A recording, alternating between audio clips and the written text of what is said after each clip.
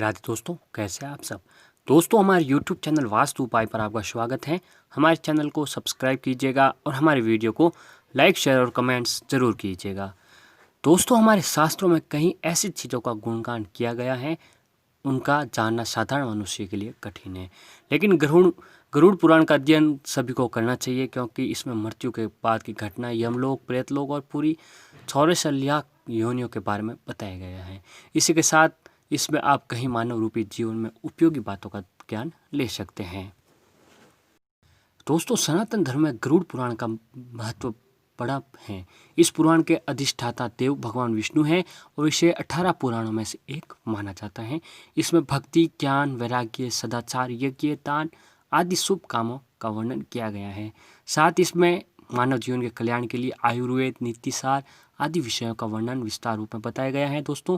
और गरुड़ पुराण के अनुसार कुछ लोगों के यहाँ भूल कर भी भोजन हमें नहीं करना चाहिए। दोस्तों, एक कहावत है ना, जैसा खाएगा अन्न वैसा बनेगा मन।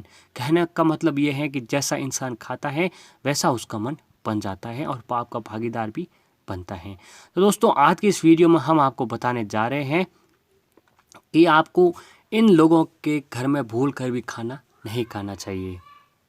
हमारे समाज में एक परंपरा काफ़ी पुराने समय से चली आ रही है कि लोग एक दूसरे घर पर भोजन करने जाते हैं। कई बार दूसरे लोग हमें खाने की चीज़ें देते हैं। वैसे तो ये एक सामान्य बात है, लेकिन इस बात का भी ध्यान रखना चाहिए कि किन लोगों के यहाँ हमें भोजन नहीं करना चाहिए।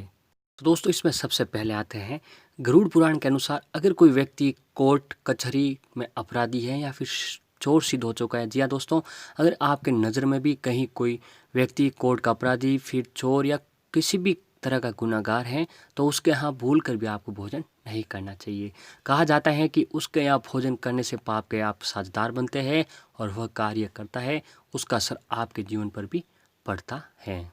तो इस करके दोस्तों, आपको भूल कर भी किसी भी व्यक्ति के यहाँ भोजन ना करें जिस पर कोर्ट कचहरी का केस चलता हुआ हो। और दूसरा आता है दोस्तों, किसी का अनुचित ब्याज लेकर फ़ायदा उठाने वाला। जी हाँ, आप भी कई ऐसे लोग हैं जो दूसरों को ब्याज पर पैसा उधार देते हैं। अधिकतर कुछ लोग मजबूर लोगों की परिस्थिति का फ़ायदा उठाकर उनसे दोगुना ब्याज लेते हैं। ऐसे व्यक्ति के घर पर भूल कर भी भोजन करने से नहीं खाना चाहिए। वहाँ भोजन करने से आपका मन और दिमाग दोनों दूषित हो जाता है, जिससे आप भी उनकी छरिया में आ जाते हैं। इसलिए भूल कर भी ऐसे लोगों के यहाँ भोजन नहीं करना चाहिए। और दोस्तों, तीसरा है कि जो लोग बहुत गुस्सा करते हैं, ऐसे व्यक्ति के घर में भोजन नहीं करना चाहिए। क्रोध में इंसान सही या गलत का अंतर भूल जाता है, इसलिए क्रोधी के घर खाना खाने में आप में उसका स्वभाव आ सकते हैं। इसलिए भूल कर भी जो भी व्यक्ति ज़्यादा क्रोध करता है उसके वहाँ भूल कर भी भोजन आपको नहीं करना चाहिए। और दोस्तों, चौथा यह है कि संक्रमित बीमारी से ग्रसित किसी इंसान के घर पर अगर किसी व्यक्ति को लंबे समय से कोई संक्रमित बीमारी हो, तो उसके घर पर भोजन करने से आपको बचना चाहिए। उस संक्रमित बीमारी के कीटाणु वातावरण के जरिए आपको भी अपनी गिरफ्त में ले सकते हैं। इस करके दोस्तों, ध्यान रखना चाहिए कि ऐसे लोगों के यहाँ आपको भूल कर भी भोजन नहीं करना चाहिए। दोस्तों, पांचवा इस प्रकार है कि चरित्रहीन स्त्री। दोस्तों, इस बात का हमें ध्यान रखना चाहिए कि चरित्रहीन स्त्री के हाथ से बना हुआ या फिर उसके घर का भोजन हमें नहीं करना चाहिए। यहाँ चरित्रहीन स्त्री का अर्थ यह है कि जो स्त्री स्वेच्छा से पूरी तरह अधार्मिक आचरण करती है। गरुड़ पुराण में लिखा है कि जो व्यक्ति ऐसी स्त्री के वहाँ भोजन करता है, वह उसके पापों का फल उसे भी प्राप्त हो जाता है। तो इसलिए दोस्तों, भूल कर भी ऐसे स्त्री के वहाँ हमें भोजन नहीं करना चाहिए। इससे हमारे भी उनका पाप हमारे ऊपर भी चढ़ जाता है।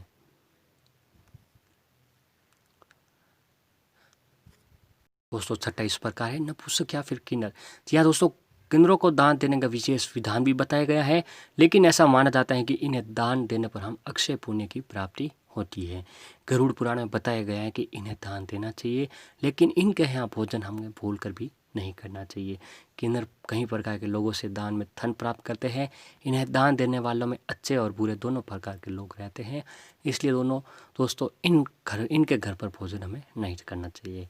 अब सातवां है निर्दय व्यक्ति।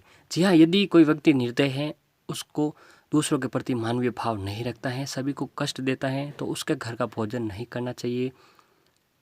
ऐसे लोगों द्वारा अर्जित किए गए धन से बना खाना हमारे स्वभाव भी वैसा ही बना सकता है, हमें भी निर्दयी बना सकता है। जैसा खाना हम खाते हैं, हमारी सोच और विचार भी वैसे बन जाती हैं। और दोस्तों अगला है निर्दयी राजा। यदि कोई राजा निर्दयी है, वो अपनी प्रजा का ध्यान न रखते हुए सभी को कष्ट देता है, तो उसके वहाँ भी भोजन नहीं करना चाहिए। राजा का कर्तव्य है कि प्रजा का ध्यान रखें और अपने अधीन रहने वाले लोगों की आवश्यकता को पूरी करें। जो राजा इस बात का ध्यान न रखते हुए सभी को सताता है, उसके वहाँ भोजन हमें नहीं करना चाहिए। अगला है दोस्तों चुगलखोर व्यक्ति। जिन लोगों की आदत दूसरों की चुगली करने की होती है, उनके यहाँ उनके द्वारा दिए गए खाने को ग्रहण नहीं करना चाहिए। चुगली करने वाले लोग दूसरों को परेशानियों में फंसा देते हैं और सभी आनंद उठाते हैं। इस कामों को पाप की श्रेणी में रखा गया है। ऐसे लोगों के भोजन हमें करने से बचना चाहिए। अब अगला आता है दोस्तों नशीली चीज़ें बेचने वाला। नशा करना भी पाप की श्रेणी में आता है और जो लोग नशीली चीज़ों का व्यापार करते हैं, गरुड़ पुराण में उनका यहाँ भोजन करना वर्जित किया गया है।